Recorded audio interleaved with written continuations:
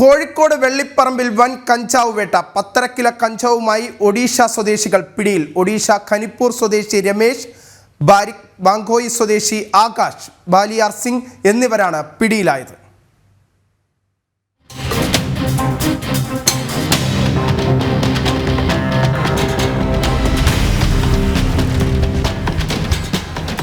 വെള്ളിപ്പറമ്പ് 5-ാം മൈലിൽ വെച്ചാണ് വിൽപ്പനയ്ക്കായി കൊണ്ടുവന്ന കഞ്ചാവുമായി രണ്ടുപേരെ പിടികൂടിയത്.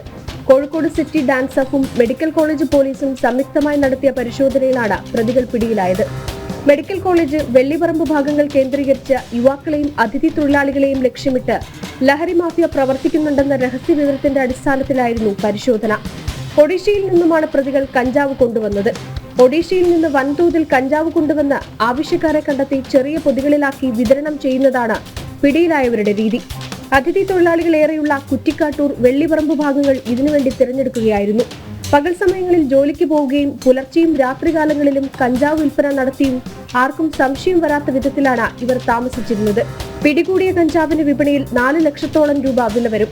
ഡാൻസ് ഓഫ് ടീമിന്റെ ഈ മാസത്തെ 5ാമത്തെ വലിയ ലഹരിവേട്ടയാണിത്. ജനം, കോഴിക്കോട്.